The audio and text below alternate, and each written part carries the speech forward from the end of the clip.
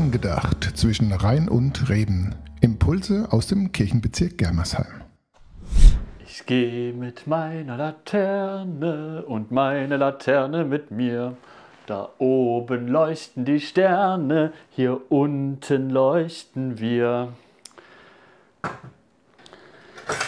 Hi, ich bin Samuel, Jugendreferent hier im Kirchenbezirk Germersheim und diese Woche war St. Martin. In vielen Kitas war Martinsumzug, wahrscheinlich mit ein bisschen schöneren Laternen als meine improvisierte hier. Und die Kinder haben St. Martins Spiele gemacht, das nachgespielt, was damals passiert ist. Und ihr kennt die Geschichte bestimmt. Da ist dieser römische Soldat, der einem Bettler am Wegesrand in der Eiseskälte begegnet. Und anstatt dass er weiterreitet oder ihm eine Geldmünze hinwirft, bleibt er stehen. Und er zerteilt seinen Mantel und gibt den dem Bettler. Denn Martin, der hat gesehen, was diesem Menschen wirklich fehlt und hat darauf reagiert.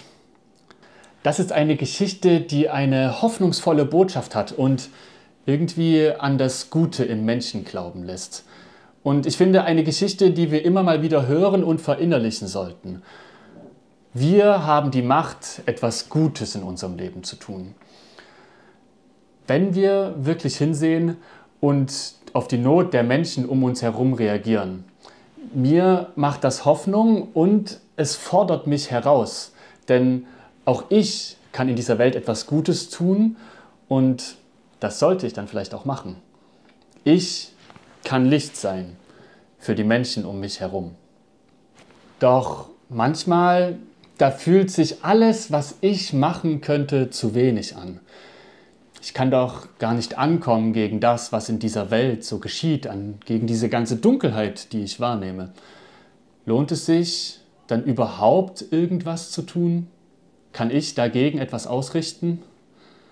Ist mein Licht stark genug oder geht es einfach aus?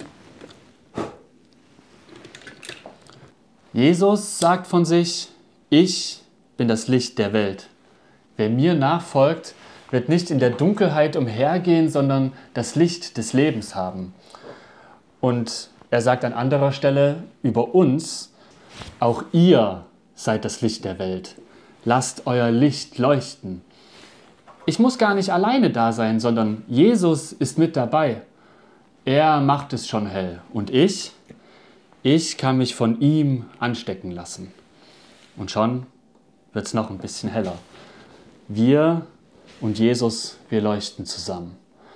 Und ich muss auch nicht alleine mit Jesus leuchten, denn wir sind ja viele, die in der Welt etwas zum Guten bewegen. Wie bei so einem Laternenumzug zu St. Martin ziehen wir durch die Gegend und machen es überall ein Stückchen heller. Deswegen lasst uns zusammen unsere Lichter leuchten lassen. Denn wie in dem Lied am Anfang und dem Lied, was man zu St. Martin singt, hier unten leuchten wir. Angedacht zwischen Rhein und Reben. Impulse aus dem Kirchenbezirk Germersheim.